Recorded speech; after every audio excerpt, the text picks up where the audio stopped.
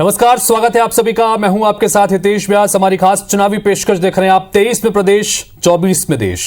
23 में प्रदेश में चुनाव होने हैं और इसके लिए बिसात बिछना शुरू हो गई है। और छत्तीसगढ़ में कहीं न कहीं पूरी तरह से प्रदेश की सियासत की धुरी आदिवासियों को माना जाता है। प्रदेश का आदिवासी समाज पिछले कुछ समय से अपनी मांगों को लेकर मुखर नजर आ रहा है, अलग तरीके से नजर आ रहा है। भानुप्रतापपुर उपचुनाव में बीजेपी कांग्रेस को चुनौती देते हुए अपना प्रत्याशी उतारना हो या अब आदिवासी आरक्षण में कटौती को लेकर रायपुर में हल्ला बोल, आदिवासी संगठनों की लामबंदी बता रही है कि 2023 के विधानसभा चुनाव में बीजेपी कांग्रेस इस वर्ग की अनदेखी नहीं कर सकती। और वैसे भी छत्तीसगढ़ में चुनाव जीतने की रणनीति आदिवासी वोटर्स को केंद्र में रखकर ही बुनी जाती रही है। यह भी कहा जाता है कि जिसने आदिवासी वर्ग को साध लिया, सत्ता उसकी है। अब सवाल है कि क्या छत्तीसगढ़ में सर्व आदिवासी समाज तीसरे मोर्चे की भूमिका निभाने जा रहा है? इस पर चर्चा करेंगे। हमारे साथ में दोनों ही दलों से आदिवासी वर्ग से प्रमुख नेता जुड़ेंगे, साथ ही सर्व आदिवासी समाज के एक प्रतिनिधि से भी बातचीत करेंगे कि 2023 में सर्व आदिवासी समाज अपनी किस भूमिका के लिए तैयारी कर रहा है और कांग्रेस और बीजेपी उससे निपटने की क्या तैयारी कर रही है। गेस्ट जुड़ेंगे, लेकिन पहले ये रिपोर्ट देखिए।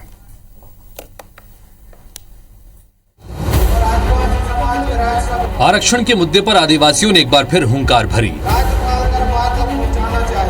सर्व आदिवासी समाज का युवा विंग राजभवन का घेराव करने निकला। इसमें बड़ी संख्या में आदिवासी मौजूद रहे। प्रदर्शनकारियों को पुलिस ने बूढ़ा पारा के सप्रे स्कूल के पास ही रोक दिया, लेकिन आदिवासियों ने राजभवन कूच कर प्रदेश में एक बार फिर से नया मोर्चा खोल दिया है। आरक्षण संशोधन विधेयक पर राज्यपाल के साइन को लेकर राजभवन और सरकार पहले ही आमने सामने है। अब सड़क पर उतरकर आदिवासियों ने सियासी संदेश दे दिया है कि छत्तीसगढ़ में उनकी भूमिका को दरकिनार नहीं किया जा सकता। तो क्या 2023 चुनाव से पहले आदिवासी वोट बैंक पर कब्जा जमाने की होड़ शुरू हो गई है? इस जंग में अब तक दो ही पक्ष दिखते थे, एक बीजेपी और दूसरा कांग्रेस।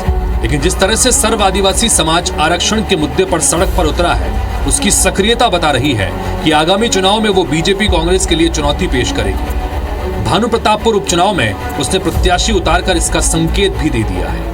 लेकिन बड़ा सवाल है कि क्या प्रदेश के सभी आदिवासी सर्व आदिवासी समाज की सुनेंगे? 2023 के चुनावी बिसात में आदिवासी किसके साथ जाएंगे? जाहिर तौर पर आरक्षण संशोधन विधेयक को लेकर पक्ष विपक्ष के बीच श्रेय लेने की होड़ की वजह आदिवासी वोटर्स हैं, जिन्हें नाराज करने का जोखिम कोई नहीं लेना चाहता। एक तरफ सत्तारूढ़ कांग्रेस दावा कर रही है कि जो हमने कहा था वो कर दिखाया, तो बीजेपी कह रही है कि विपक्ष के दबाव में सरकार को मजबूरन फैसला लेना पड़ा। कुल मिलाकर सवाल वही कि आदिवासी हितैषी कौन और किसे मिलेगा आदिवासियों का आशीर्वाद। Election desk, IBC 24।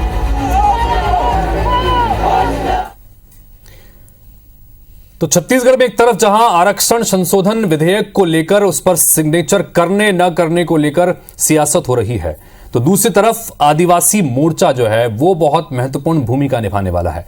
मोटे मोटे अगर आंकड़ों के संदर्भ में अगर समझें तो 90 विधानसभा सीटों वाले इस राज्य में 29 सीटें सीधे सीधे एसटी वर्ग के लिए आरक्षित हैं। और आज की वर्तमान स्थिति में अगर सीटों के आधार पर देखें, इस 29 में से 27 सीटों पर कांग्रेस पार्टी का कब्जा है। अब इस लिहाज से भी यह बहुत महत्वपूर्ण हो जाता है क्योंकि 27 सीटों पर भले ही यहां पर कांग्रेस का कब्जा है, लेकिन क्या आने वाले विधानसभा चुनाव में इतनी ही कामयाबी कांग्रेस को मिल पाएगी? और चूंकि बीजेपी का जोर भी जाहिर तौर पर इन तमाम सीटों पर रहेगा, ऐसे में सर्व आदिवासी समाज अगर अपनी भूमिका इसी तरह से मैदान में उतारता है जिस तरह से देखने को मिला था भानुप्रतापपुर विधानसभा उपचुनाव के दौरान, और उतने सीट उतने वोट अगर पाने में कामयाब रहता है, तो क्या यह बड़ी चुनौती दोनों पार्टियों के लिए बन सकती है?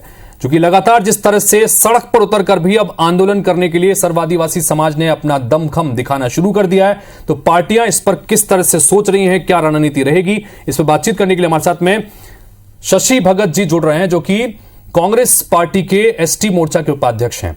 साथ ही हमारे साथ में भारतीय जनता पार्टी की तरफ से रामलखन पैकरा जी जुड़ रहे हैं, जो कि एसटी मोर्चा भारतीय जनता पार्टी के उपाध्यक्ष हैं। और थोड़ी ही देर में हमारे साथ में कुंदन ठाकुर भी जुड़ेंगे, जो कि सर्व आदिवासी समाज के यूथ विंग के अध्यक्ष हैं। इस वक्त हमारे साथ में रामलखन पैकरा सीधे जुड़ गए हैं, उनसे शुरुआत करते हैं। रामलखन जी, इसको किस तरह से देख रहे हैं? चूंकि आदिवासी समाज, सर्व आदिवासी समाज ने अपना प्रत्याशी भानुप्रतापपुर के उपचुनाव में उतारा और उसका असर कहीं ना कहीं भारतीय जनता पार्टी के प्रदर्शन पर भी देखने को मिला। अब ऐसी स्थिति में यही रणनीति अगर 2023 में भी ये देखने को मिलती है तो क्या ये आप लोगों के लिए चुनौती बन सकती है? रामलखन जी, किस तरह से देख रहे हैं? जी नमस्कार। जी नमस्कार। ये जो भानु प्रतापपुर का उपचुनाव जो हुआ उसमें निश्चित रूप से छत्तीसगढ़ समेत पूरे देश भर में एक माहौल जो रहता है, किसी का अगर निधन हुआ है और उस पर किसी विधवा, उनकी विधवा को चुनाव का प्रत्याशी बनाया जाता है तो निश्चित रूप से जनभावनाओं का ये विषय रहता है कि भाई विधवा महिला को अगर किसी पार्टी ने चुनाव उतारा है तो चुनाव में उम्मीदवार बनाया है तो उसके साथ समाज का, जनता का सहानुभूति रहता है, वो भी एक विषय था। और दूसरा, अफरा तफरी में कांग्रेस ने जो विधेयक लाने की बात कही और उसी समय चुनाव के समय में ही विधेयक लाया, आदिवासी आरक्षण का जो 12% कटौती हुआ था उस विषय को लेकर के, तो निश्चित रूप से जनता और हमारा आदिवासी समाज कंफ्यूजन की स्थिति में हुआ। उसके कारण भी परिणाम हमारे पक्ष में नहीं आया। शशि भगत जी भी हमारे साथ में जुड़ गए हैं। शशि भगत जी, स्वागत है आपका इस चर्चा में। जानना चाहेंगे आपसे कि हम दरअसल बात कर रहे हैं सर्व आदिवासी समाज की मौजूदगी की। भानु प्रतापपुर में भी उन्होंने अपने प्रत्याशी मैदान में उतारा और उसके बाद अब आरक्षण के संदर्भ में भी जिस तरह से राजभवन घेराव के लिए बड़ी तादाद में सड़कों पर राजधानी के उतरे हैं, क्या ये चुनौतियां आप साबित हो सकते हैं पार्टी के लिए भी, कांग्रेस पार्टी के लिए भी? क्योंकि अगर इसी तरह की रणनीति उनकी आगे भी देखने को मिलती है तो ये वर्ग जो है वो कहीं ना कहीं मुश्किल पैदा कर सकता है पार्टियों के लिए। कांग्रेस किस तरह से देख रही है? जी, आपको जय जोहार, आप सभी लोग को, व्यूअर्स को भी जी नमस्कार। मैं एक बात स्पष्ट रूप से कह देना चाहता हूं कि आज सर्व आदिवासी समाज और अन्य समाज जागरूकता का परिचय देते हुए राज्यपाल महोदया के द्वारा दस्तखत न किए जाने के कारण आक्रोशित है और ये चाहता है कि विधानसभा में जो विधेयक पारित हुआ है उसमें जल्द से जल्द दस्तखत हो जाए, क्योंकि वो सर्वसम्मति से आदिवासियों के हितों के लिए हुआ है, ओबीसी के लिए हितों के लिए हुआ है। लेकिन आज की स्थिति में भारतीय जनता पार्टी के साथी ये देखते हैं कि चुनावी है, जबकि चुनाव के पूर्व अगर उनको इतनी ही सहानुभूति थी उस परिवार के अंदर से, उस परिवार के लिए सहानुभूति थी तो उनको वॉक ओवर दे देना चाहिए था, ससम्मान उसको श्रद्धांजलि देते हुए। अब हार गए तो बोल रहे हैं कि हमने उसको श्रद्धांजलि स्वरूप दिया था, ये हमको पता था। और मैं जहां तक आपकी बात है कि देखने का कि किस रूप में देखते हैं, निश्चित रूप से ये भारतीय जनता पार्टी के लिए खतरे का द्योतक है, खतरे की घंटी है। उनको समझ जाना चाहिए आज की तारीख में भी कि आदिवासियत के नाम पे यदि हम कुछ भी राजनीति करना चाहते हैं, सियासत करना चाहते हैं तो हमारे लिए उल्टा पड़ने वाला है। इसलिए इस विधेयक के समर्थन में दस्तखत के लिए उनको बोलना चाहिए। आज तक के अंदर कोई भी एमपी एमएलए आज तक आगे बढ़ के ये नहीं कहा राजभवन को कि इस पे आप दस्तखत कर दो, उल्टा मजा लेने में लगे हुए हैं। शशि भगत जी, लेकिन मैं अगर सीटों के आंकड़ों के इस लिहाज से देखें, दो प्रमुख संभाग हैं, एक सरगुजा संभाग और दूसरा बस्तर संभाग, और इन दोनों ही जगहों पर पूरी तरह से कांग्रेस पार्टी का कब्जा है। दोनों सीटें जो हैं एसटी बाहुल मानी जाती हैं और तो इस लिहाज से अगर ये एक नया मोर्चा निकल के सामने आता है जो आदिवासियों के वर्ग की बात कर रहा है, क्योंकि आदिवासी कह रहे हैं कि हमको तो न तो कांग्रेस से फायदा मिला न बीजेपी से फायदा मिला, लिहाजा हम अपने हक की लड़ाई लड़ेंगे, तो ऐसे में क्या नुकसान कांग्रेस पार्टी का नहीं होगा? नहीं, बिल्कुल ही कांग्रेस पार्टी का नहीं होगा, क्योंकि इतिहास इस बात का गवाह है कि कांग्रेस के साथ हमेशा से आदिवासी बंधु रहे और कांग्रेस ने भी आदिवासियों के हितों की रक्षा करने का हरदम प्रयास किया है, चाहे वो इंदिरा जी के जमाने में हो, चाहे आज श्री तत्कालीन राजीव जी के जमाने में हो या फिर आज के दौर में हो। और छत्तीसगढ़ तो इस बात का पुख्ता प्रमाण है कि आदिवासी हमेशा यहाँ कांग्रेस पार्टी के साथ रहा है, श्री भूपेश बघेल जी के साथ आज भी है। इसीलिए पूरे के पूरे छत्तीसगढ़ के अंदर भारतीय जनता पार्टी का कांग्रेस का समर्थन करते हुए आदिवासियों ने उनका सुपड़ा साफ कर दिया है। रामलखन जी, किस तरह से देख रहे हैं? जैसे ये जो सवाल मैंने कांग्रेस पार्टी से दरअसल किया, तो वो बेश यही सवाल भारतीय जनता पार्टी के लिए भी बहुत बड़ा है, क्योंकि इस वक्त जो दोनों संभागों का मैंने जिक्र किया, भारतीय जनता पार्टी यहाँ पर निल है, जीरो, और ऐसे में अगर आपको दोबारा सत्ता में आने की बात आप करते हैं तो यहाँ पर आदिवासी वर्ग के साथ लेकर चलना होगा। लेकिन इसी तरह की स्थिति रही तो दिक्कतें होंगी। किस तरह से देख रहे हैं?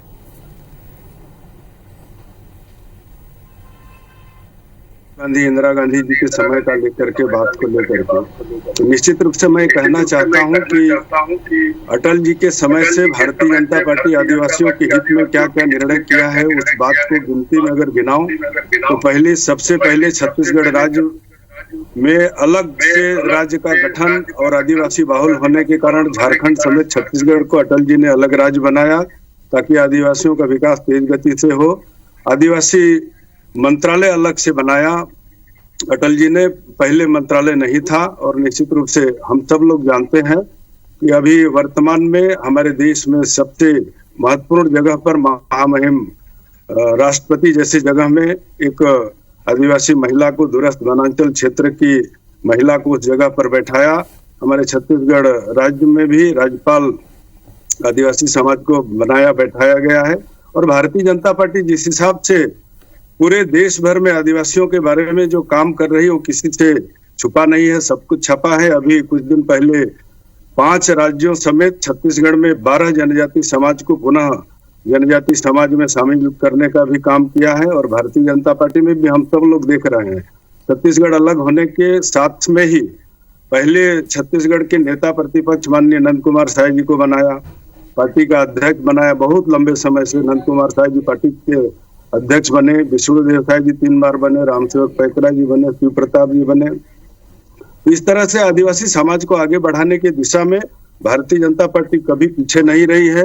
और सबसे महत्वपूर्ण योजना इस छत्तीसगढ़ में 1 रुपया किलो चावल देकर के सबसे ज्यादा आदिवासी समाज को लाभ पहुंचाने का जो डॉक्टर रमन सिंह भारतीय जनता पार्टी ने जो काम किया है, इनका जो 36 वादा संकल्प पत्र में पिछले बार लोक लुभावन करके युवाओं को, बेरोजगारों को और हमारे दूरस्थ अंचल के सब स्व सहायता समूह, महिला समूह, आंगनबाड़ी सब कार्यकर्ताओं को इन्होंने जो झूठा संकल्प पत्र जो घोषणा किया, ठीक है, अलग अलग संभागों में। चलिए इस वक्त हमारे साथ में कुंदन ठाकुर स्टूडियो में पहुंच गए हैं।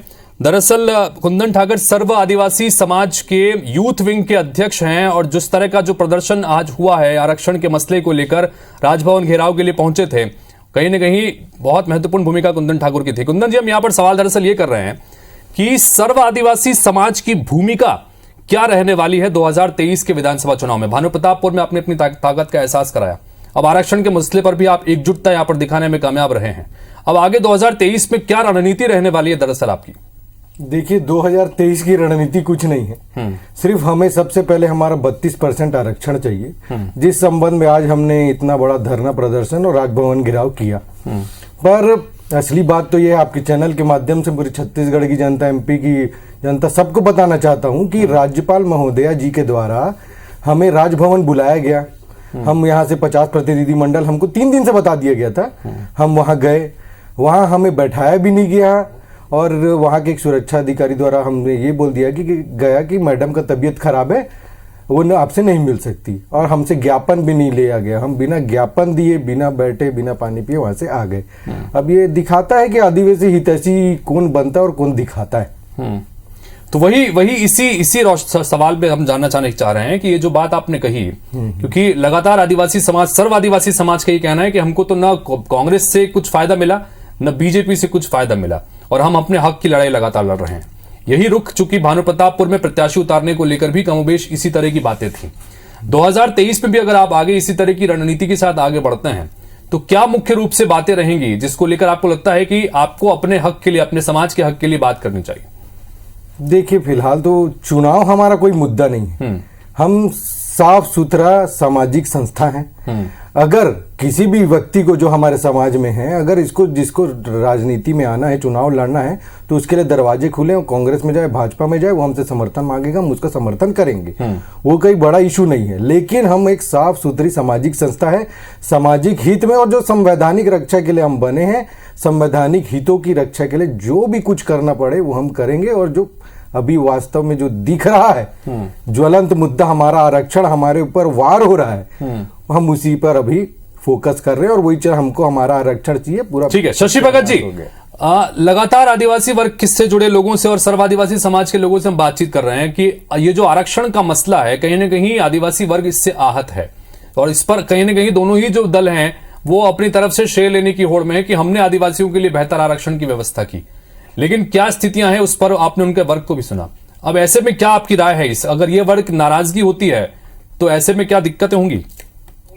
देखिए, मैं तो पहले से बोल रहा हूं कि आदिवासी वर्ग का जागरूक होना ही अपने आप में कांग्रेस के लिए एक प्लस पॉइंट है, कांग्रेस के लिए एक फायदे की बात है, क्योंकि कांग्रेस हमेशा से आदिवासी वर्ग की रक्षा करती है, आदिवासियों के हितों की रक्षा करती है। मैं आज एक बात बता दूं, सरकारी संस्थान जितने थे उसका निजीकरण किया जा रहा है। मैं थोड़ा सा ऊपर बढ़ के बात कर रहा हूं। ठीक है। सरकारी संस्थान में जितने अंशदान होता है इस देश के नागरिकों का, इस समाज के नागरिकों का, उनका निजीकरण करके ये करने का प्रयास कर रहे हैं कि वहां भी आरक्षण खत्म कर दे। यदि भारतीय जनता पार्टी ये बात चाहती कि आदिवासियों के हितों का कल्याण हो, आदिवासियों के हितों की रक्षा हो, तो समस्त बैंक, जिस बैंक से लिए हुए लोन, चाहे अडानी अंबानी हो, चाहे कितनी बड़ी संस्थान हो, उन पे भी आरक्षण लागू करना पड़ेगा। ये देश एक दिन ऐसा विवश कर देगा, क्योंकि वो जो लोन है, वो जो बैंक के टैक्सेस हैं, वो जो लगान है उस गरीब व्यक्ति का, उन सारे चीजों में उस बैंक को, जो बैंक के पास हमारा जो हित रक्षा किया हुआ धन रखा हुआ है, उसी धन से ठीक है रामलखन जी, आपसे जानना चाहेंगे, चूंकि धन देते हैं आरक्षण को लेकर जिस तरह की बातें हो रही हैं और जो देरी हो रही है हस्ताक्षर को लेकर, सीएम ने अब सीधे सीधे ये कहा है कि भारतीय जनता पार्टी का दबाव है राज्यपाल के ऊपर, इसलिए वो हस्ताक्षर नहीं कर रही है, और पार्टी जो है भारतीय जनता पार्टी नहीं चाहती कि आदिवासियों को आरक्षण मिले। इस पर आपकी क्या राय? अगर यही मैसेज जाता है जनता के बीच तो नुकसान तो होगा आपका। बिल्कुल, मैं आपसे एक बात कह देना चाहता हूं, हमारा किसी तरह का कोई नुकसान। ठीक है। रामलखन जी से सवाल है मेरा, शशि जी। 2011 से डॉक्टर रमन 2011 में डॉक्टर रमन सिंह जी भारतीय जनता पार्टी के कैबिनेट में ही आबादी के आधार पर छत्तीसगढ़ में 32% आरक्षण को पास किया कैबिनेट में, और वो बात कोर्ट में चला गया, कुछ लोगों के, इन्हीं के कांग्रेस के लोगों के द्वारा ले जाया गया। अभी विषय ज्यादा कुछ भी नहीं था। अभी इस विधेयक में, अभी के विधानसभा में जो पारित हुआ, सिर्फ एसटी का 32% आरक्षण का बात था। उस बात को लेकर के प्रस्ताव पारित करना था, विधेयक लाना था, लेकिन उलझा करके इन्होंने सबको उसमें। ठीक है, आरोप एक दूसरे पे लग रहे हैं। बाकी फाइनल सवाल कुंदन जी आपसे कि ये जो स्थितियां बनी हैं, इस स्थितियों के लिए आप जिम्मेदार किसको मानते हैं, और दूसरा ये कि आगे क्या रणनीति रहने वाली है आप लोगों की? देखिए, अब जिस हिसाब से हमारे उपाध्यक्ष महोदय एसटी मोर्चा के भाजपा वाले वो ये बोल रहे, तो उनके विधायकों को समर्थन ही नहीं करना चाहिए था जब विशेष प्रस्ताव बनाया गया। इतने तो कोई बोधे नहीं है वो भाई, पढ़े लिखे घर के आए हैं, जनप्रतिनिधि चुने गए हैं, और उसके बाद जब आप प्रस्ताव का समर्थन कर रहे तो अब भाजपा अब जाके राज्यपाल महोदय जी को क्यों नहीं बोल रहे कि आरक्षण का प्रस्ताव आपके पास लंबित और ऊपर जल्दी हस्ताक्षर करके अनुमोदन करें। अब ये घर में बैठ के ताला लगा के बैठ गए हैं, और मुंह में सीधी सी बात है, इनके ऊपर भी अब आना चाहिए कि जब हम लगातार प्रेशर बना के सीएम साहब के ऊपर, माननीय मुख्यमंत्री जी का जाकर दबाव बनाए, घेरेबंदी करे, तब जाके उनको बोले कि आप जल्दी से विशेष प्रस्ताव लाइए और इसको पारित करवाइए। 32%। ठीक है, आगे क्या रणनीति रहने वाली? अब सीधी सी बात है, हमारे आगे की रणनीति ये है कि अगर माननीय महामहिम द्वारा इस पर हस्ताक्षर करके अनुमोदन नहीं किया गया जल्दी से जल्दी, तो पूरे छत्तीसगढ़ में जेल भरो आंदोलन करेंगे। ठीक है, बहुत बहुत शुक्रिया आप तीनों का इस चर्चा में शामिल होने के लिए। समय की कमी थी, डिबेट को यहीं पर खत्म करना होगा, लेकिन कुल मिलाकर आरक्षण का यह मसला है और आदिवासी कहीं ना कहीं इसकी सियासत की धुरी में है। जाहिर तौर पर आगे आने वाले समय में बहुत अलग अलग चीजें इसमें देखने को मिलेगी, और ये कुल मिलाकर आरक्षण के संशोधन विधेयक पर हस्ताक्षर को लेकर तो सियासत हो ही रही है, लेकिन सर्व आदिवासी समाज ने जिस तरह से अपनी ताकत का एहसास कराया है, 2023 में इसके क्या परिणाम देखने को मिलेंगे, इसका इंतजार आपके साथ हमें भी। फिलहाल इस बुलेटिन में इतना ही। नमस्कार।